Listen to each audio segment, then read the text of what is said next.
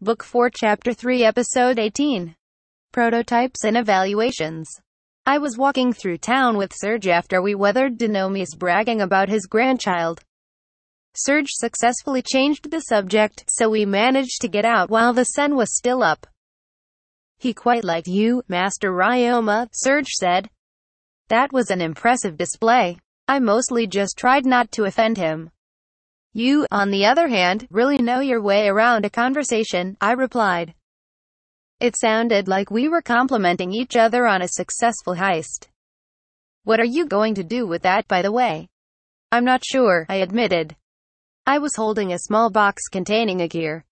Denomi gave it to me saying it was the first creation of a soon-to-be famous magic item craftsman, but I didn't know what it was actually worth. "How talented do you think his grandson actually is?" "Well, there are examples of young children who imitated their parents and learned magic naturally. It's rare, though, and may imply some talent.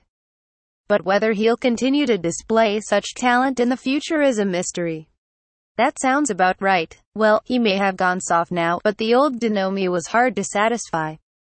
That was just how seriously he took his work. He was hard on his disciples too. Even through the eyes of a grandfather, if he sees potential, then I'm sure there's potential," Serge said. I prayed that the high expectations wouldn't weigh down his grandchild in the future. "By the way, Serge, I was wondering why you don't have any bodyguards. Isn't it dangerous to walk around by yourself?" "I thought this city had a lot of crime," I said. "I thought the head of a big company would have at least one guard, but I didn't see anyone. It didn't seem like any were hiding anywhere either. I've stayed in this city more times than I can count, and I've found that there's hardly any danger before dark. Security is enhanced during the markets, and there's no real threat of physical violence on the busy streets. If any pickpockets happen to catch me off guard, that's my fault. Besides, some of the people I've been visiting would hate if I dragged too many guests along.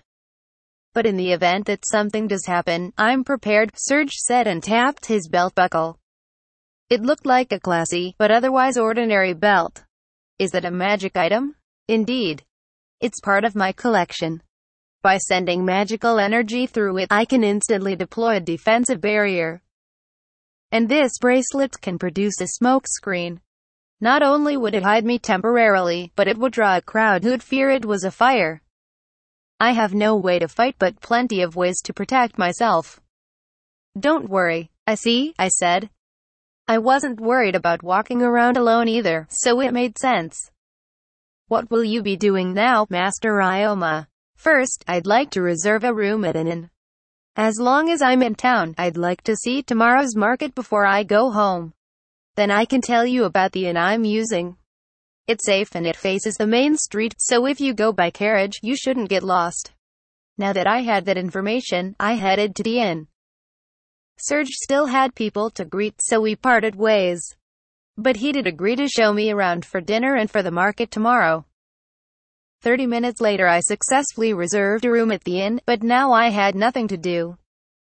Nothing was especially urgent, and the magic items would have to wait until tomorrow. I waited for Serge to get back so we could go to dinner. I had already fed my slimes too, so I was bored. I didn't want to be away when Serge got here, so I couldn't go anywhere. This trip made the convenience of cell phones that much more apparent. If only there was a magic item that worked like one. Speaking of magic items, I decided to kill time by trying to make one. That spinning gear was still in my item box, and there was iron in my dimension home. I could use alchemy to reshape it to some extent. I didn't know what I could make out of these parts, but hopefully something useful for everyday life. After thinking about it for a bit, plenty of options came to mind. A fan, an electric drill, a lawnmower, and more. I knew how to make an axis from my woodworking knowledge, since that included how to design a wheel. That meant I just had to prepare the other necessary parts and add the gear in. The gear itself revolved using magical energy, so it would be easy to use as the core of a machine. I started to work on it, thinking about what else I could make as I did. "Master Ryoma, are you here?" Serge asked upon his return. Yes, I yelped, so immersed in my work that I was startled by his voice. Welcome back, Serge. It's dinner time, right? Sorry, can you give me a minute to clean up the room? I rushed to put everything away. I didn't want to make him wait too long, so I just stuffed it all in my item box. Done. Serge led me to a bar full of muscular men. Most of the customers seemed to be physical laborers. I expected Serge to recommend some classy restaurant, but I seemed to be far off the mark. Maybe he was trying to pick something more to my tastes. The meat here is quite hearty, Serge explained. It goes great with beer. Every time I come here, I end up overeating. Oh, Serge. Want to sit in the usual place? A waitress asked. It sounded like Serge was a regular here. Yes, please. Got it. Oh, who's this adorable little boy? Is he your son? His son? I exclaimed. He's a client, Serge said. Maybe I did look young enough to be his son, but to actually hear someone point that out felt awkward. Serge looked sort of uncomfortable too. Then come to the second floor, please, the waitress said. We followed her up the stairs. When we opened the door, a refreshing gust of wind rushed through. The second floor had no walls or windows, just a roof and pillars. Through the gaps in the pillars, I could see the busy streets. That and the boisterous atmosphere made it feel like a beer garden. But the tables were divided by partitions made of tree bark, so there was some privacy. Do you know what you want to order? The waitress asked. The usual for both of us, please, Serge said. But before that, what beer is available today? You're in luck, Serge. The head chef says we got some especially high-quality ale today. Then I'll start with some light appetizers and a mug of ale. Master Ryoma, do you want anything to drink? I'll have what you're having, I said. You want ale? Would you like that in a glass? No, a mug, please. Don't worry, I have Tekken's protection. I proved it by showing my status board. That means you get the first mug on the house, the waitress said. Really? I asked. It felt like I was getting a free drink just for showing my license. That didn't seem right to me. I can't believe someone with the god of wine's blessing came the day we got some great drinks. Restaurants live or die on the quality of their alcohol. And many of them have superstitions around this, you see, Serge explained. Then I'll be happy to accept the offer, I said. I could always pay later if I felt the need to. Thanks. I'll be right back, the waitress said, then walked off. It's beautiful up here, I said. This view gives you a good look at all the activity in this town. Yes, Serge agreed. And I don't know if it's because the one light here is so weak, but I can see all the stars in the sky. It's like it naturally complements the artificial light. That's an interesting way of looking at it. Here you are, the waitress said upon her return. Ale and appetizers. That was fast, I said. This restaurant is quick about these two items in particular, Serge explained. People order these all the time, the waitress said. Enjoy, you too. This restaurant seemed to be pretty efficient. Then let's begin with the drinks, Master Ryoma. Cheers, Serge said, and we raised our glasses and drank the ale. The instant it touched my tongue, the taste spread through my mouth. It had a fruity sweetness complemented by some sort of herbs. Tasty foam covered my tongue as the ale flowed down my throat. It wasn't that bitter and the alcohol didn't seem too strong, so I could keep guzzling it down. This is delicious, I said. Indeed, Serge agreed. And it goes perfect with the appetizers. These are good too, he said of the salted nuts that came as appetizers. They were lightly roasted and tasted a bit savory. The sweet taste of the ale combined with the salty, savory taste of the nuts was exquisite. I bet this would be great after a long day's work. This is only the beginning. Wait until the meat gets here, Serge said. I needed to make sure I didn't drink too much before then. By the way, were those magic items that you had in your room? You saw that. How embarrassing.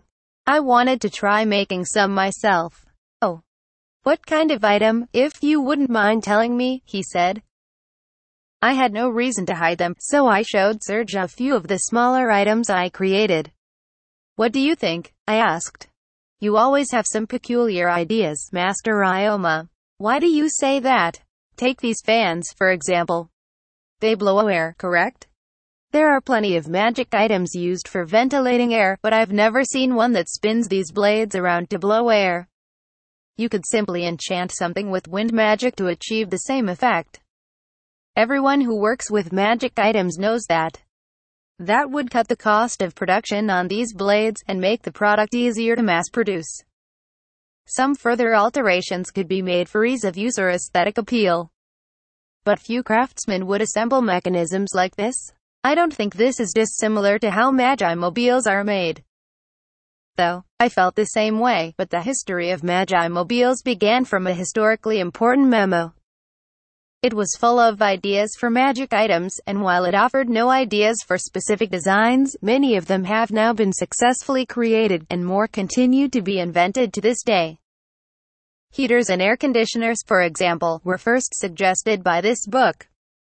Cooler boxes, the magic items we use when we need to transport food and keep it fresh, were listed as well. I've heard that your store uses barrier magic and ice magic to preserve food, and while the method itself is different, cooler boxes serve the same purpose. Perhaps your ideas are similar to those provided by that memo. Judging by the names used, it was probably written by somebody from Earth, but I knew I couldn't say that. Well, it's not easy to produce inventions that great, I said instead. One of these is clever, actually. This one, Serge said and pointed to one of the magic items I set on the table. It looked like a bumpy toilet paper holder with a small comb stuck on it. Admittedly, it looked pretty lame, but it was a music box of sorts.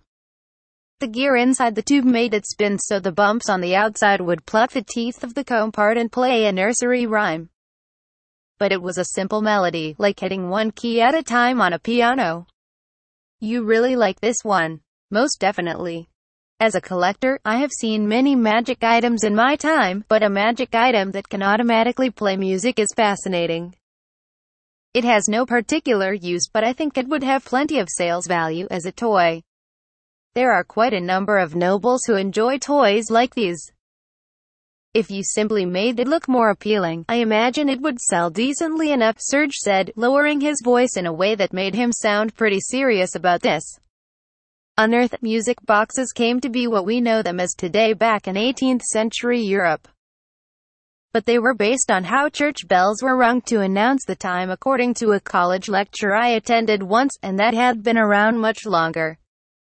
They were operated manually at first, then they were made automatically, and clocks were added to make them into devices. That reminded me that the clock I received from the Duke's family was also a magic item, and that it didn't have any complicated inner mechanisms.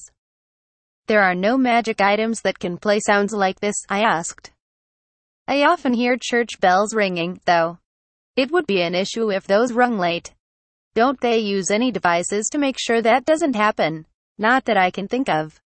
There's a magic item that will sound an alarm when a flute is played, but a magic item that performs music on its own. Commoners go to traveling entertainers and bards when they want music, and nobles employ musicians. Ringing the church bells is a job performed by monks and nuns, as part of their daily routine. They would never use a magic item instead. I haven't checked every bell in the world, however, Serge said. It sounded like I should assume there was no way to record audio either. I considered the possibility of inventing the phonograph and records and seeing if that drew attention, but maybe some other time.